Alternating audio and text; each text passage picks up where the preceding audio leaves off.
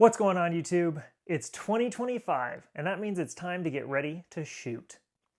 Between shooting seasons, usually mid-December to early February, I have a little bit of time to prepare for the upcoming year.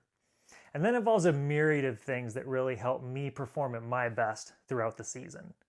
Hi, my name's Nils Jonasson, professional shooter and MeCanik shooting team captain. That's what I'll be talking about in this video, so stay tuned.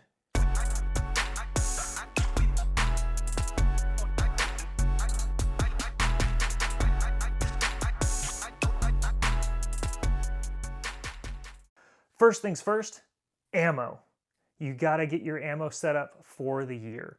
For me, that's gonna include factory ammo for training and a lot of reloaded ammunition for major matches. So if you're not into reloading or not planning on starting, go ahead and skip this part and advance to this point in the video.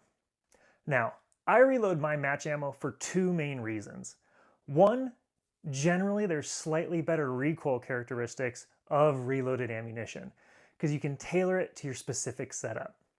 And two, I think more important for me, I know for a fact I put powder in all my ammunition, which after shooting for 23 years and close to 1 million rounds of ammo, that's not something I can say for every factory ammunition manufacturer out there. So at the end of the day, I'd rather blame me if something goes wrong than somebody else or a company.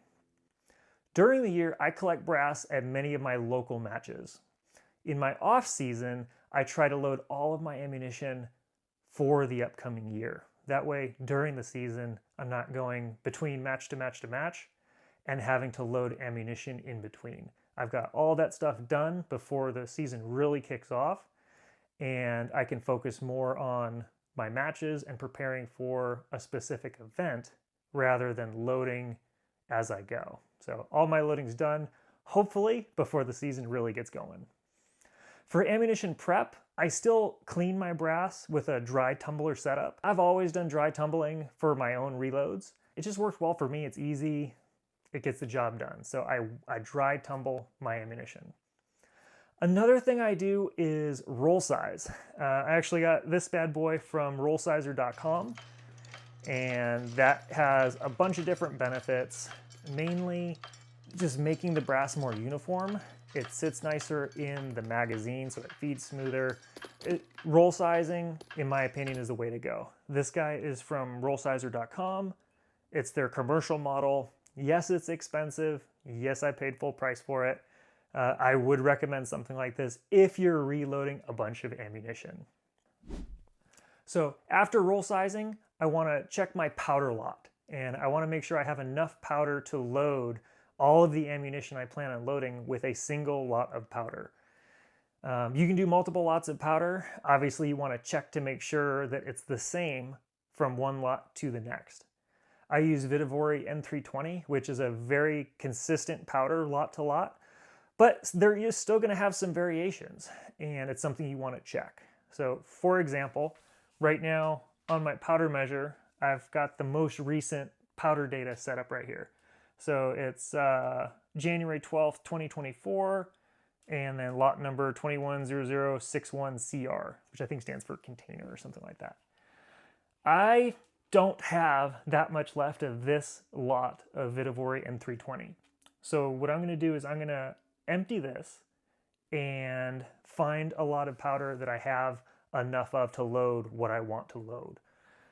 In this particular case, since it's a world shoot year, it'll be a fairly heavy round count year for me. So for major match ammo, I'll probably end up loading between 25 and 30,000 rounds. So let's just say we've got 7,000 grains in a pound. Divide that by, more than likely, I'll be running 4.1 grains. So each pound of powder will net me 1,707 rounds. So 20 pounds of N320 at 4.1 grains will give me approximately 34,000 rounds of loaded ammunition. That's more than enough for what I plan to load for major matches this year. So I will pull that lot of powder, I'm going to pull this guy out and put it in a little bag and either load it for practice somewhere down the line, or I will find some place cool in the desert and... Anyways, let me change this out real quick, and then we'll keep rolling along with ammo prep. Let's go.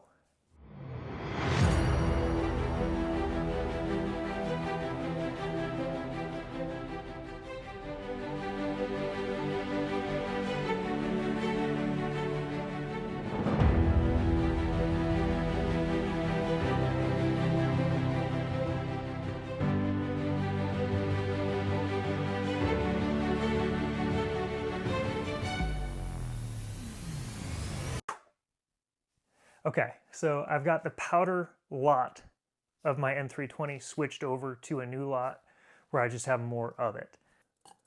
So I do have one of the automatic Dillon primer feeders, but I've never been able to get it to run 100% consistent. And with primers costing anywhere between $70 and $90 a thousand, when you have a bunch of flipped over primers, it's no good, right? So I load them individually, and that's how I roll.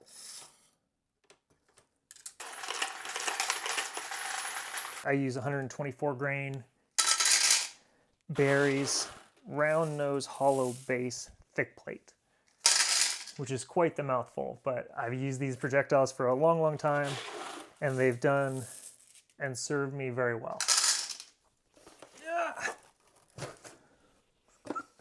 All right, so I'm going to load 30 to 40 rounds real quick, and then I'll switch the powder over to a little bit lighter charge, and then I'll bring both of those to the range and test power factor. So let's go.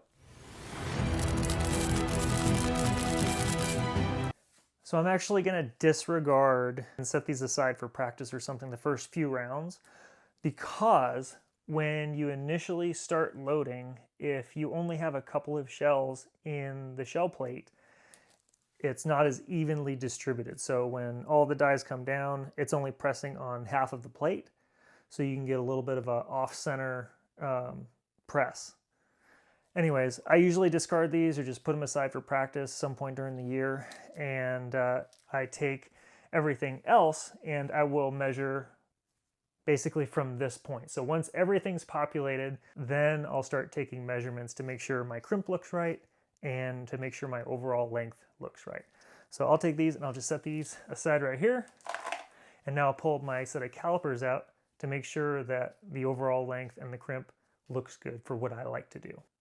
So that guy's overall length, 1.1355 inches, which is right about where I want to be. And crimp right around that 0.376 range.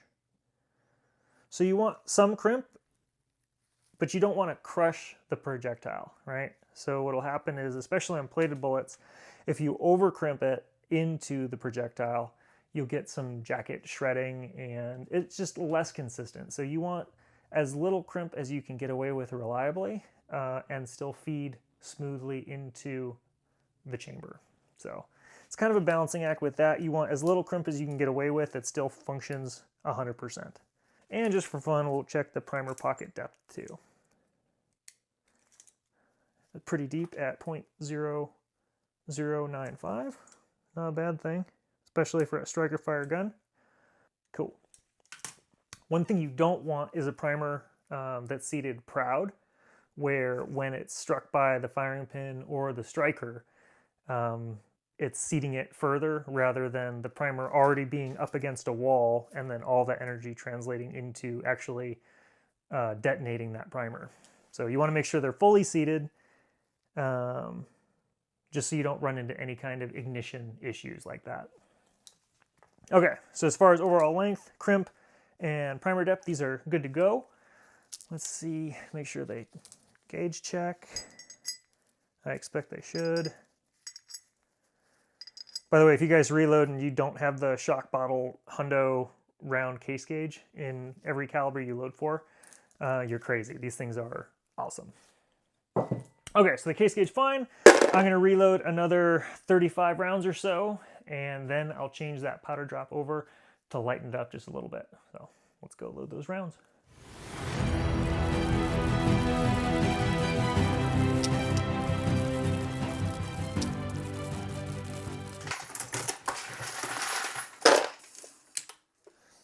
I always try to load for somewhere between 130 and 132 power factor.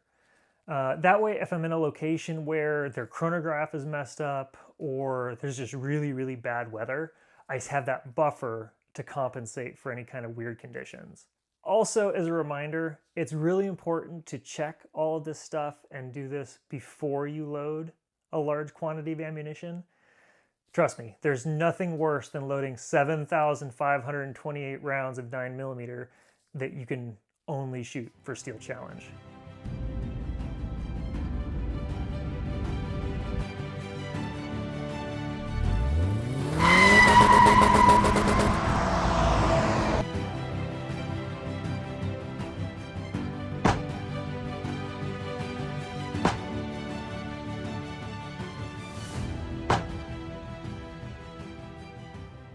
A few moments later. All right, we've got ammo taken care of and that's out of the way. Next up is going to be equipment prep. So what does that mean?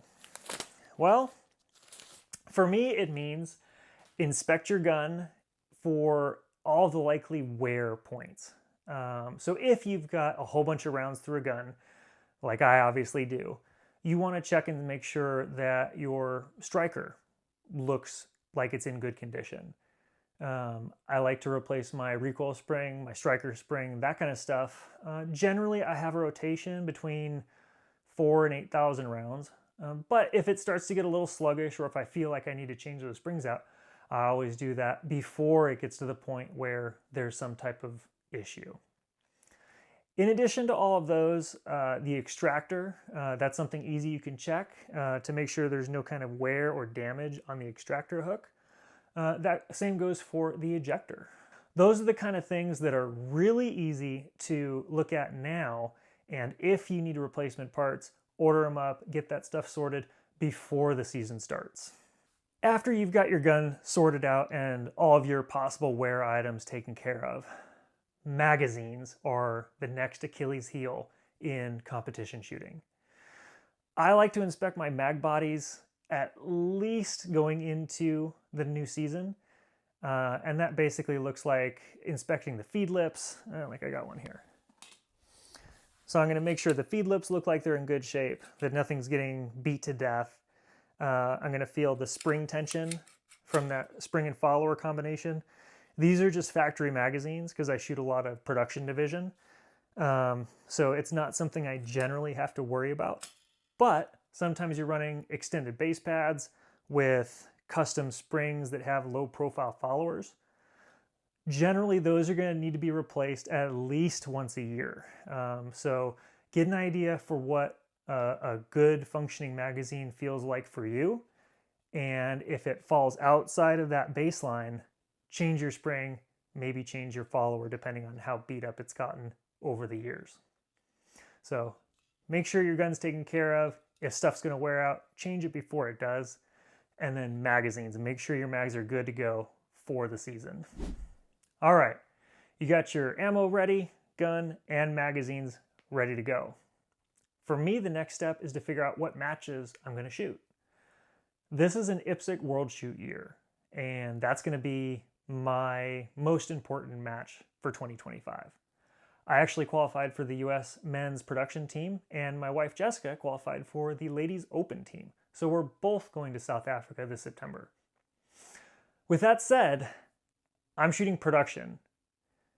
Iron sights is kind of my thing, but bouncing between optics and irons has been very, very difficult for me over the years. I've gotten better at it, but it's still easier for me to stick with one sighting system than bounce back and forth. So I'm going to do everything I can this year to shoot irons at big matches leading up to the World Shoot. That includes the USPSA Factory Gun Nationals. I'll shoot production and everything else like IDPA if I'm able to go because it's right before World Shoot. So that'll depend on scheduling. But there I'll either shoot ESP or SSP, both iron sight divisions. That's one thing you want to look for, and make sure that your matches throughout the year complement what is most important to you. That's kind of my take as far as how I approach my shooting schedule for major matches. Another thing that's been super important for me and very, very helpful is a way to keep track of all of my flights, hotels, rental cars, everything I need for all of the matches and all the events I go to each year is a lot to keep track of. And again, not sponsored by, but there is this app called TripIt. So this will actually keep track of all of your flights, hotels, everything that you need to make sure you've got, your connections are all sorted out, the rental car. It's a lot easier to have it all in one place than needing to pull it from a whole bunch of different sources. So TripIt has been super, super helpful, at least for myself. That's going to do it for this one. Thanks for tuning in. My name is Nils Jonasson, MeCanik shooting team captain and pro shooter. No Skills Nils on Instagram. Yes, you have to type it in because Instagram hates me. Anyways, if you liked the video, shoot me a comment. That way I know that the internet loves me. And I will hopefully put more videos together like this one. So thanks. See you guys on the range. Pew, pew, pew, pew, pew, pew.